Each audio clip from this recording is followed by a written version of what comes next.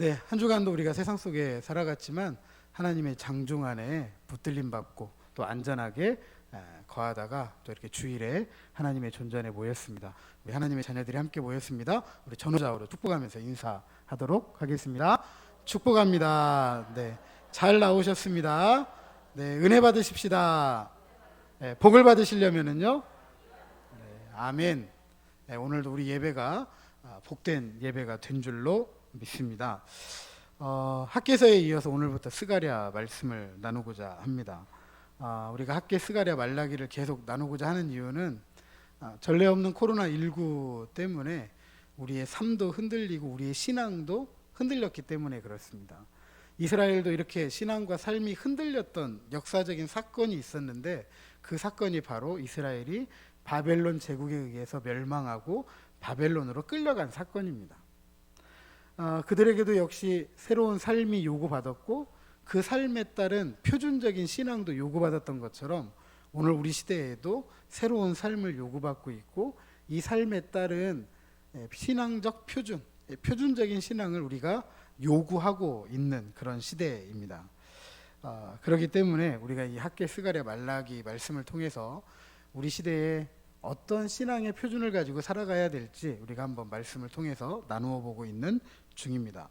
저 개인적으로 스가랴를 나누는 이유는 두 가지입니다. 첫 번째로 앞서 학개서의 이 말씀을 나누면서 성전에 대한 이야기를 좀 많이 이야기를 했습니다. 왜냐하면 학개가 성전을 재건하도록 독려했기 때문에 그렇죠. 그렇다면 동시대를 사역했던 스가랴는 성전을 어떻게 이해했는지, 그러면 스가랴의 성전 이해를 통해서 우리가 오늘 하나님께서 우리와 함께 하시는 이 교회를 우리가 어떻게 이해해야 되고 우리가 이해한 방식대로 교회를 섬기고 세워가야 되지 않느냐라는 차원에서 스가랴 말씀을 나누려고 하는 것이고, 두 번째로는 바벨론 포로에서 귀환하였던 선지자 스가랴가 이해했던 성전을 통해서 주님이 다시 오시는 날을 준비하고 예비해야 되는 교회가 세상으로부터 참 많이 외면당했습니다. 세상으로부터. 그럼 오늘 살아가면서 우리 교회는 주님이 오시는 날을 예비하고 준비하면서 어떻게 이 추락해버린, 앞서 우리 장로님이 참 참담하고 어려워진 이 교회의 어떤 현실들, 한국 사회 현실들을 이야기했는데 참담하게 짓밟히고 있는 한국교회, 조국교회, 잃어버린 이 영향력, 선한 영향력 우리가 어떻게 회복할 수 있을지에 대해서 우리가 한번 생각해 보고자 스가랴 말씀을 나누고자 합니다. 부디 스가랴서를 통해서 들려주시는 하나님의 음성에 우리가 귀를 기울이고 이 말씀을 들어서 우리가 교회를 아름답게 섬기고 세워가고 또 뿐만 아니라 잃어버린 교회의 선한 영향력 회복하는 일에 쓰임받고 주님이 다시 오신다고 하시는데 그날을 예비하고 준비하는 저와 여러분 우리 모두가 되시기를 주님의 이름으로 축복합니다. 자, 오늘 보면 1절에 보면 스가랴가 누구인지, 스가랴가 언제 활동했는지, 그리고 스가랴의 본분이 무엇인지에 대해서 서론적 이야기를 해주고 있습니다. 스가랴 선지자는 이도의 손자 베레가의 아들이라고 했고 그 이름의 뜻은 여호와께서 기억하셨다입니다. 스가랴 선지자가 활동한 시기는 다리오 왕 제2년 8째 달이라고 했는데요. 학개 선지자가 그해 6월에 먼저 말씀을 선포하기 시작을 합니다. 그리고 7월에 두 번째 말씀을 선포하고 9월에 세 번째, 네 번째 말씀을 선포한단 말이죠. 그러니까 지금 이 스가랴가 활동하기 시작한 이 시기는 언제냐면 학개가 두 번째 메시지를 전하고 9월 달에 세 번째, 네 번째 메시지를 전하는 그 사이 8월 달에 이 스가랴 선지자가 활동을 했다라는 것을 알 수가 있습니다. 따라서 8째 달이라는 것은 학개가 활동을 시작하고 성전 재건이 이미 시작이 된 이후라는 것을 우리가 알 수가 있고, 또 따라서 스가랴 선지자가 학개 선지자와 동시대에 같이 사역했던 선지자이기 때문에 성전 재건과 관련되어져 있는 그런 시대적인 사명을 감당했던 인물이다라는 것을 알 수가 있습니다. 그리고 뿐만 아니라 스가랴는 선지자입니다. 선지자는 하나님의 말씀을 맡은 종입니다. 하나님의 말씀을 맡은 종으로서 선지자가 해야 될 일은 무엇이냐 하면 과거, 현재, 미래라는 시간과 장소의 제한 없이 하나님께서 주시는 말씀을 전하는 사람이에요. 1.1에게 가감도 없이 주신 말씀 그대로 전하는 사람이 선지자입니다. 그러므로 스가랴 선지자에게 주어진 말씀은 하나님의 말씀이고 스가랴 선지자를 통해서 주어진 하나님의 말씀 그대로가 하나님의 말씀이기 때문에 우리는 이 말씀을 들을 줄 알고 이 말씀을 따라갈 믿음의 용기가 있어야 될 것입니다. 자, 그렇다면 스가랴 선지자가 가장 먼저 이스라엘 백성들에게 그리고 오늘 우리들에게 전해주는 메시지는 무엇이냐? 그것은 과거에 대한 이야기예요. 과거를 회상하도록 하는 것입니다. 자, 2절 한번 같이 읽어보죠. 자, 2절. 자, 시작.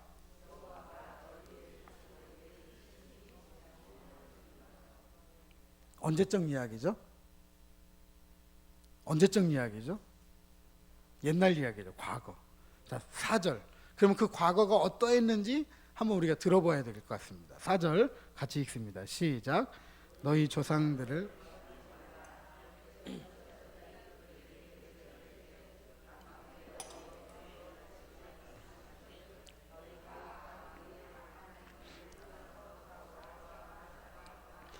그들이 듣지 아니하고 내게 귀를 기울이지 아니하였느니라.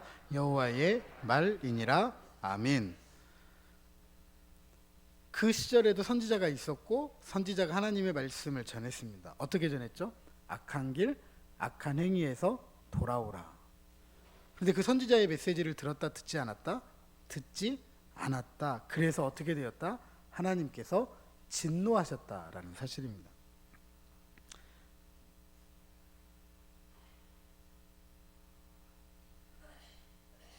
그러니까 이스라엘의 역사 속에서 이 하나님의 진노가, 재앙이, 환란이 나타난 거예요. 6절 말씀에 내가 나의 종 선지자들에게 명령한 내 말과 내 법도들이 어찌 너희 조상들에게 임하지 아니하였느냐. 임했다라는 거죠. 임했다. 그러므로 그들이 돌이켜 이르기를 만군의 여호와께서 우리 길대로 우리 행위대로 우리에게 행하시려고 뜻하신 것을 우리에게 행하셨도다. 행한 대로 행하셨다는 거예요. 행한 대로 갚아주셨다는 거예요. 결론적으로 선지자를 통해서 주어지는 하나님의 말씀을 요약하면 4절 중반절에 너희가 악한 길, 악한 행위를 떠나서 뭐하라? 돌아오라는 거예요. 돌아와라. 이것 하나님께서 선지자들이 입술해 주신 결론적인 말씀이기도 합니다. 에레미야 25장 25절에 보면 그가 이르시기를 너희는 각자의 악한 길과 악행을 버리고 돌아오라. 그리하면 나 여호와가 너희와 너희 조상들에게 영원부터 영원까지 준 그 땅에서 살리라 라고 했습니다.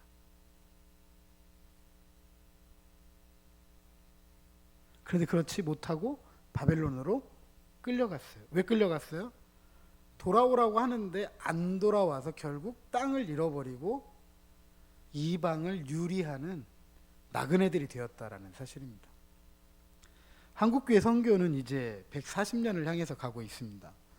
1883년에 들어오기 시작해서 이제 140년 향해서 가고 있는데 그동안에 세계교회가 주목할 만큼 굉장한 성장을 이루었죠. 일제 식민 통치라는 치욕의 역사, 6.25라는 민족 상호 간의 이 전쟁 속에서도 140년이 긴 역사 아니잖아요. 굉장히 짧은 역사인데 괄목할 만한 이 성장을 세계가 뭐라고 이야기했느냐? 폭발이라고 이야기했습니다. 폭발. 그러니까 상상할 수 없는 일이 한국교회 안에 벌어졌다라는 것이죠. 근데 최근 한국교회가 90년대 중후반 지나면서 교회 내외적으로 무너져 내리고 있습니다. 그동안 자랑했던 1200만의 성도 급속한 추세로 감소하고 있고요. 뿐만 아니라 2008년부터 계속되는 한국교회 신뢰도 조사에 따르면 한국교회는 평균 이하의 평점을 받고 있습니다. 사회적인 영향력, 사회 안에서의 주도권 다 빼앗겼습니다. 이 일의 모든 교파, 교단이 예외는 아니에요. 원하지 않지만 보수장자교단이라고 하는 우리 합동측 교단, 우리 교단도 예외는 아닙니다. 한 800만 이렇게 이야기했는데 지금은 한 600만 정도.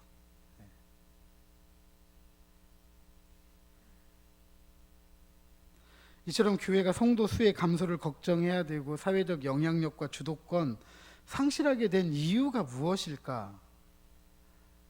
이유가 무엇일까?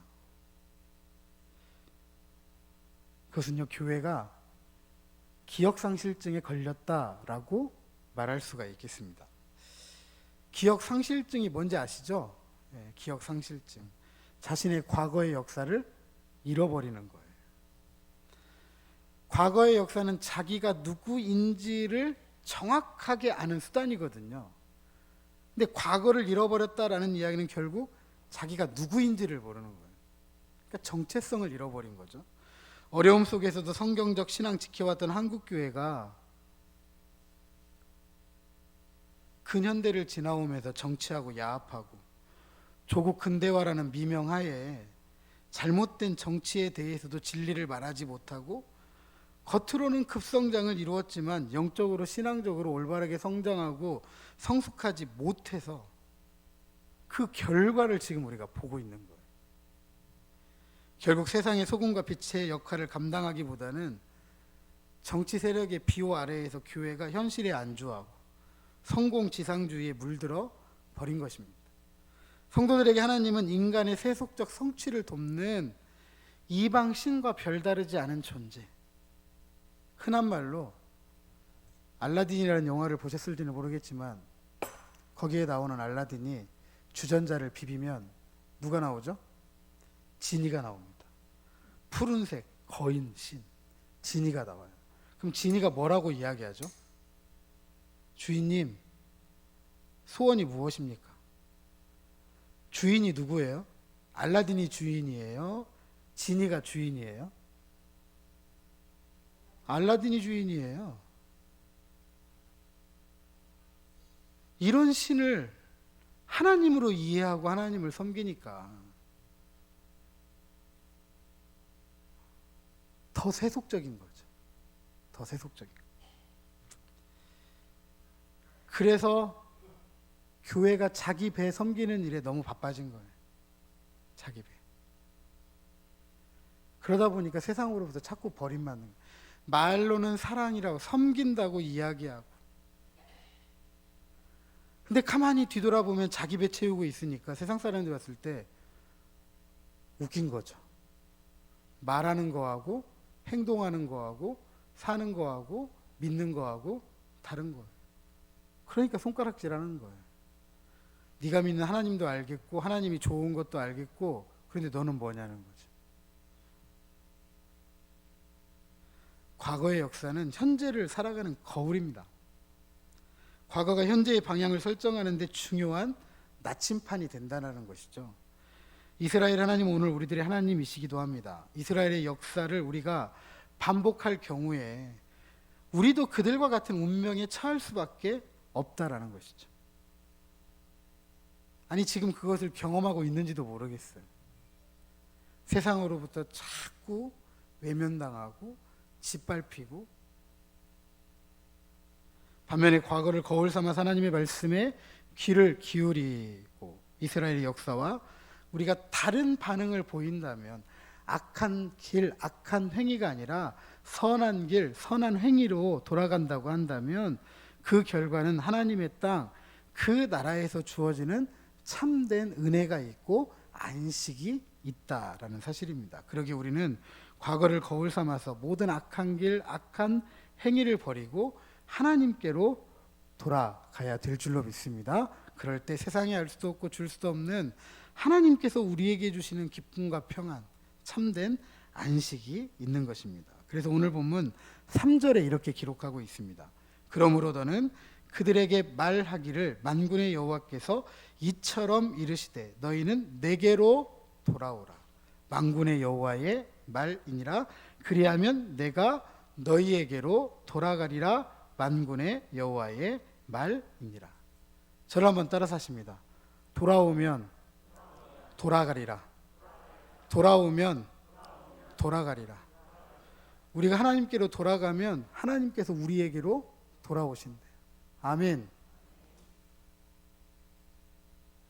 우리가 무엇인데 하나님께서 우리에게 돌아와요. 안 돌아오셔도 되잖아요.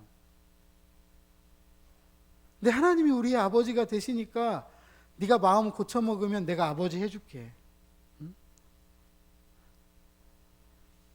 왜 그런 거죠? 마음이 없어서, 지금까지 마음이 없어서 그냥 재난 가운데, 재앙 가운데, 환난 가운데 두신 거 아니죠? 그 속을 계속 보고 계신 거예요. 언제까지? 돌아올 때까지. 돌아올 때까지. 우리가 이스라엘의 역사를 통해서 거울을 삼고자 하는 궁극적인 이유가 뭐냐 하면 하나님께로 돌아가기 위함이에요. 여호와께로 돌아가는 것이 세상이 알 수도 없고 줄 수도 없는 기쁨과 평안, 참된 안식과 은혜를 누리는 삶의 태도이기 때문에 그렇습니다. 다시 말씀드려서 회개의 자리로 나아오라는 거예요. 회개하면 하나님께서 돌아오신다. 하나님은 모든 복의 궁극적인 실제입니다. 그래서 창세기 15장 1절에 보면 아브라함에게 하나님께서 자신을 계시라는데 뭐라고 계시하느냐? 나는 지극히 큰 상급이라고 이야기해요. 큰 복이라고 이야기합니다. 복도 그냥 복이 아니라 큰 복이라고 하는데 그 앞에 뭐라고 써 있냐면 지극히 큰 복이래요. 지극하다는 말은 이 세상의 그 어떤 것과도 비교가 된다 안 된다? 안 된다라는 이야기예요. 하나님은 그런 복이에요. 하나님께서 돌아오신다라는 건 바로 그 복을 받아 누린다라는 것이죠. 그러니까 결국 회개하는 것이 복의 열쇠예요. 회개하는 것이 복을 열어가는 삶의 시작이에요. 저와 여러분, 우리가 하나님 앞에 회개할 일이 참 많이 있을 것입니다. 네, 많이 있을 거예요. 하나님 앞에서 부끄러움이 없는 사람이 누가 있겠습니까? 하나님 앞에서 목회자도, 아니 목회자가 더 많이 회개해야 돼. 솔직히 말하면 책임이 더 크기 때문에 그렇고요. 가지고 살아가는 삶의 짐과 무게가 더 크기 때문에 가장 회개할 것이 많은 사람이 목회자입니다.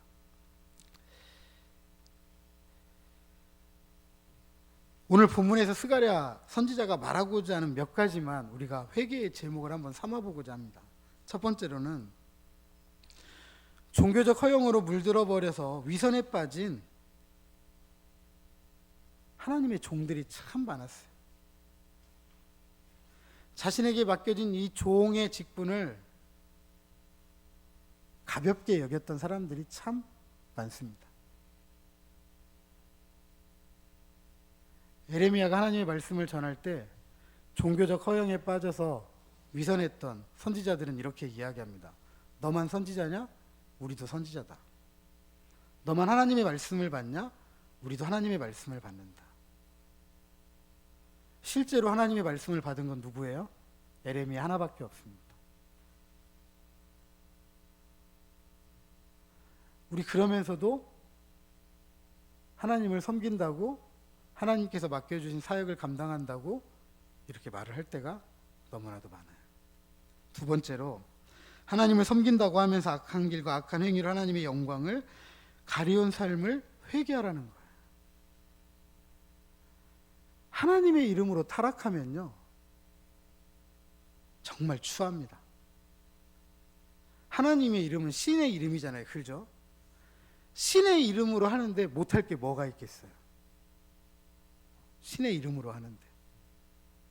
그러니까 더 추한 거예요.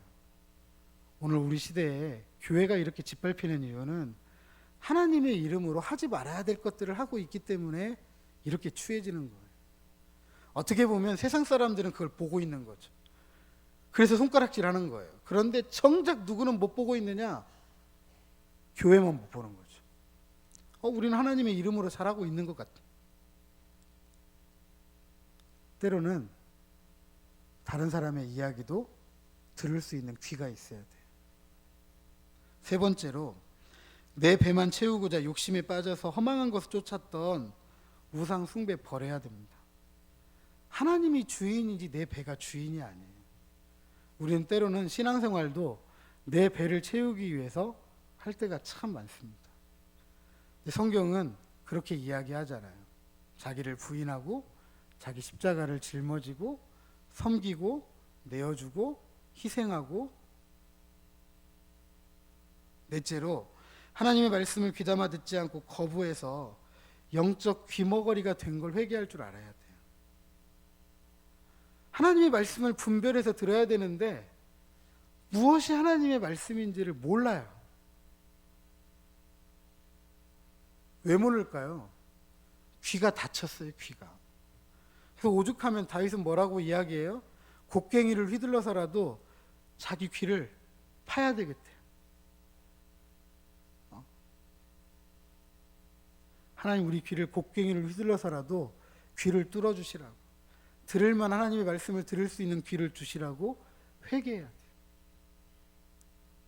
마지막으로 다섯 번째, 회개의 눈물을 잃어버린 강팍한 심령을 회개해야 됩니다.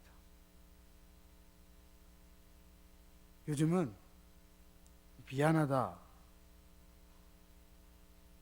용서를 구한다, 내가 잘못했다, 이 얘기 안 해요. 이 얘기 안 해요.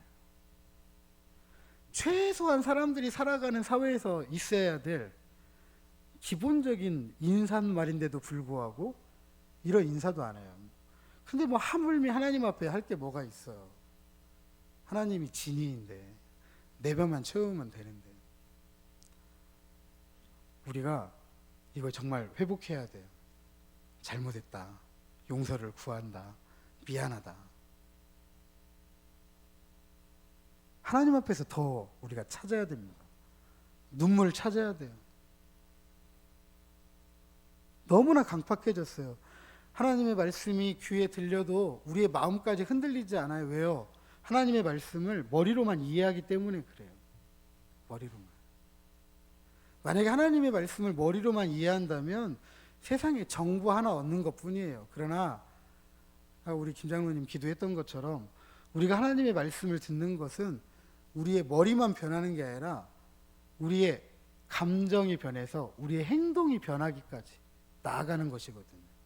그러려면 뭐가 필요하냐면 내가 얼마나 죄인인지를 알아야 돼요.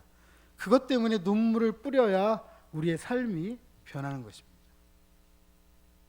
사랑하는 성도 여러분, 회개하면 복이 열리는 줄로 믿으시기 바랍니다. 회개하면 복이 열린다라고 하는데 그럼 그걸 어떻게 믿을 수 있을까? 그걸 믿어야 회개할 수 있을 거 아니에요. 가장 중요한 것은 회개하면 복이 열린다라고 말씀하시는 분이 하나님이라는 거예요. 오늘 본문에는 그 하나님을 뭐라고 이야기하느냐? 만군의 여호와라고 합니다.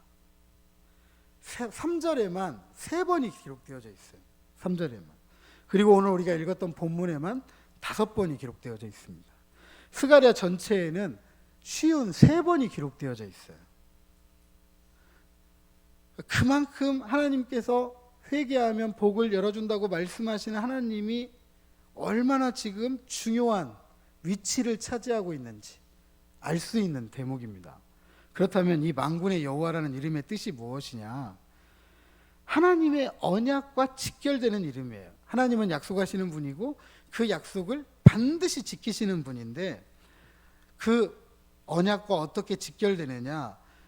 이스라엘을 위한 하나님의 언약의 성취 과정에 있어서 이스라엘을 위한 하나님의 언약의 성취 과정에 있어서 방해가 되는 모든 세력들을 하나님께서 친히 물리쳐 주시고 마침내 하나님의 능력으로 그것을 이루시는 분이다라는 하나님의 자기 이름이에요.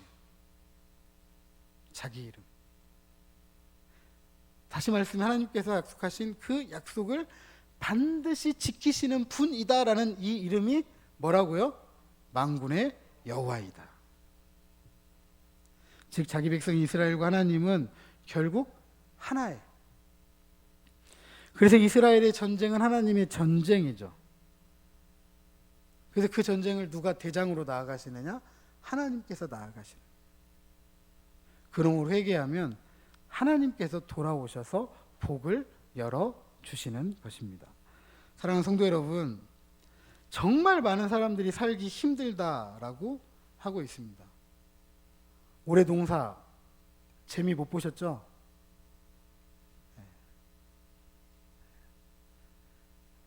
참 답답합니다. 답답해요. 그래도 농사를 짓는 분들은 정직하잖아요. 심고 가꾸고 하면 그 열매를 본다라고 생각하는데 참 뿌리고 심고 가꾸었는데 생각만큼 그렇게 거두지를 못했습니다. 코로나19, 긴 장마, 태풍, 뭔가 정치가 조금 빨리빨리 좀 움직여져서 국민들이 힘들고 어려울 때 그런 아픔들을 함께 나누어 짊어지고 함께 해결할 수 있도록 서로 노력해주면 좋겠는데 정치는 따로 놀고 있고요. 여러모로 답답합니다. 세상 사는 게. 그러다 보니까 죽겠다고 울부짖고 신음하는 소리 참 많이 들어요. 이렇게 울부짖고 신음하는 세상을 뒤로하고 교회가 사회적인 책임을 다하지 못한다면 그것도 참 창피하고 부끄러운 일입니다. 실제로 국민 중 4명이 함께 살 수 없다고 할 정도로 교회 싫어해요. 얼마나 이 시기에 교회가 어려움을 같이 나누지 못했으면 이런 점수를 주었겠습니까? 6절 하반절에 이미도 우리가 살펴봤지만 만군의 여호와께서 우리 길대로 우리 행위대로 우리에게 행하시려고 뜻하신 것을 우리에게 행하셨도다. 섣부른 결론일 수도 있겠지만 제가 생각하기에 세상 사람들을 제쳐놓고서라도 하나님을 자신의 배를 채우기 위한 수단, 공평과 정의를 무시하고 세상에 대한 책임을 외면한 교회에 대한 하나님의 뜻하신 징계가 아닌가 그런 생각을 합니다. 오늘날 공평과 정의의 문제가 사회를 이렇게까지 시끄럽게 한 때가 없다고 생각이 됩니다. 이 몇 년 사이에 공평과 이 정의의 문제, 엊그저께 문 대통령이 공정의 문제를 굉장히 많이 언급했다는 이야기를 신문을 통해서 보았습니다. 그만큼 우리 사회가 공평과 정의에 대한 문제 화두예요, 화두. 이런 이유가 왜 생겼느냐 하면 2010년에 한국 사회에 폭탄처럼 던져진 책 한 권이 있는데 그 책 한 권 때문에 그렇다라고 생각이 됩니다. 하버드 대학교 정치철학과 교수인 마이클 샌데리슨 정의란 무엇인가입니다. 벌써 출간된 지 10년이 지나가고 있는데 여전히 인문학 코너에 가면 정의란 무엇인가 재판되고 또 3판 이렇게 인쇄가 되어져 가지고 계속 팔리고 있습니다. 왜 한국 사회가 이처럼 공평과 정의의 문제에 민감하게 반응하고 있을까? 그것은 세상 사람들도 이런 공평과 정의를 무시하는 사회 문화적 풍토는 이제 더 이상 안 된다라는 생각이 저변에 이제 깔려 있기 때문에 그래요. 예전에는 그게 별로 크게 와닿지 않았어요. 근데 이제는 이게 와닿는 거죠. 와닿는 거예요. 하물며 그리스도인들인 저와 여러분이 이런 우리 시대의 이 욕구와 요구를 외면한다고 한다면 안 되는 거죠. 그것을 우리가 어떻게 바라보고 어떻게 책임 있는 행동을 할 것인가 우리 고민해야 돼요. 하나님은 우리의 행위대로 갚으시는 분입니다. 하나님은 자신의 언약 안에서 충성과 복종을 통해 헌신하는 자들에게는 복을 주시는 분, 불충성하고 불순종하는 이들에게는 진노하시는 분이라는 것을 우리는 기억해야 됩니다. 인류의 시조였던 아담과 하와 선악을 알게 하는 나무의 실과 그거 하나 따먹었어요. 누구 죽인 것도 아니에요. 우리 흔한 말로. 그런데 그거 하나 따먹었다고 하나님께서 그들을 에덴이라는 동산에서 쫓아내버립니다. 우리는 그거 한 가지를 보면서도 무엇을 알 수 있느냐 하면 하나님은 사소한 죄 하나일지라도 용납하신다, 용납하지 않으신다? 용납하지 않으신다는 거예요. 그래서 우리는 죄에 대해서 외면하는 사람이 되어서는 안 되고 그 죄를 붙잡고 회개하는 사람이 되어야 돼요.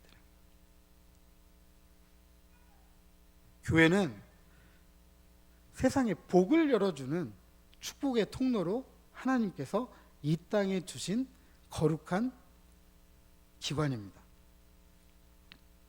저와 여러분은 세상 열방 중에 하나님의 복을 열어주는 수단으로 세상을 살아가는 사명자들입니다. 수도꼭지는요, 이 수도꼭지를 돌려서 열면 뭐가 나와야 돼요? 물이 나와야 돼요. 근데 수도꼭지를 열었는데도 물이 안 나오면 돼요, 안 돼요? 그럼 어떻게 하시죠?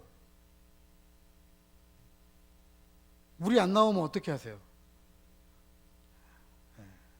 고친다는 얘기는 바꾼다는 얘기 아니에요. 그죠? 바꾼다는 이야기. 우리 입장에서 보면은요, 참 무서운 이야기예요. 참 무서운 이야기.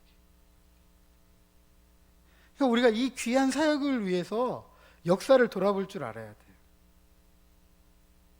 우리의 삶을 점검해보고 어떻게 하면 책임 있는 삶을 살아갈 수 있을지에 대해서 돌아봐야 된다는 것이죠.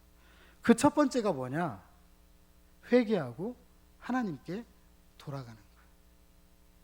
회개하면 하나님께서 은혜를 베풀어 주시고 우리의 죄를 용서해 주시고 정결케 하시고 다시 맡겨주신 사명을 감당하도록 새롭게 하시는 줄로 믿으시기 바랍니다. 종교적 허영으로 물들어 버렸던 위선에 빠진 우리들의 신앙생활을 하나님께서 용서해 주세요. 하나님을 섬긴다고 하면서 공평과 정의를 저버린 악한 길과 악한 행위로 하나님의 영광을 가리웠던 삶을 하나님께서 불쌍히 여겨 주십니다. 하나님을 내 배를 채우는 수단으로 삼고 욕심에 빠져서 허망한 것을 쫓았던 더러운 그런 우상 숭배를 버리도록 도와주시는 거죠. 하나님의 말씀을 귀담아 듣지 않고 거부하면서 결국 영적 귀머거리가 되어버린 우리를 하나님께서 긍휼히 여겨주십니다. 잃어버렸던 회개의 눈물을 회복시키기 위해서 우리의 강팍한 마음을 두들기시는 거죠. 쪼갭니다. 깨트리시는 거죠. 그렇게 하나님께로 돌아오도록 부르시는 거예요. 돌아오라.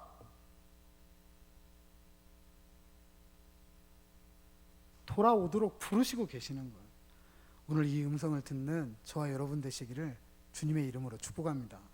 하나님은 이렇게 회개한 하나님의 백성을 통해서 새로운 시대를 열어갑니다. 바벨론 포로로 끌려갔던 이스라엘 백성들이 바벨론 포로에서 돌아올 때 그냥 돌아온 거 아니에요. 그냥 돌아오지 않았어요. 느헤미야는 조상들의 죄를 붙잡고 자기 아버지의 죄를 붙잡고 기도했어요. 느헤미야가 지은 죄가 아니거든요. 바벨론으로 끌려갈 때 느헤미야의 조상들, 느헤미야의 아버지가 지었던 죄들이거든요. 근데 그 죄를 외면하지 않고 누구의 죄로 받아들였어요? 그게 내 죄라고. 내가 잘못했다고. 한국교회가 잘못해왔던 것 이전에 한국교회를 섬겼던 목회자들, 성도들이 그랬다라고 하는 게 아니라 그게 우리의 잘못이에요. 우리 그대로 배웠잖아요. 그리고 그 배운 것 가지고 신앙생활 하고 있잖아요. 제가 수요일 날 오시는 분들에게는 몇 번 말씀드렸습니다. 오늘 한국교회가 두 가지 회개를 해야 된다고 생각하는데 첫 번째는 그래도 어느 정도 모두가 공히 인정하고 회개합니다. 그건 뭐냐 하면 일제시대 때 신사참배를 한 거예요. 신사참배한 거. 공이 신사참배한 거에 대해서는 뭐 교단에서 그렇게 하진 않았지만 많은 목사님들이 거의 다 인정하고 회개하고 있습니다. 이제 두 번째 회개가 남았다고 저는 생각이 돼요. 해방이 되고 독립적인 정부를, 정식적인 정부를 세워가면서 정권을 잡고 통치를 해왔던 많은 전직 대통령들 중에 교회를 이용했던 분들이 참 많습니다. 그리고 교회는 그런 정치 세력들을 인정해주고 기도해주고 비호해주고 함께 해오면서 성장을 해왔습니다. 이제는 이 흑역사를 회개해야 돼요. 교회가 진리를 이야기하고 공평을 이야기하고 정의를 이야기해야 되는, 하나님의 뜻이 하늘에서 이루어진 뜻을 이 땅에 이루어가는 교회가 잘못된 방식으로 세상을 섬겨왔던 일들에 대해서 회개해야 될 때라는 거죠. 그럴 때 하나님께서 한국교회, 조국교회를 통해서 새로운 시대, 새로운 역사를 저는 써갈 거라고 생각하고 믿습니다. 이 새로운 시대를 소망하면서 우리는 어떻게 해야 되겠습니까? 하나님 앞에서 우리 자신을 낮추어야 됩니다.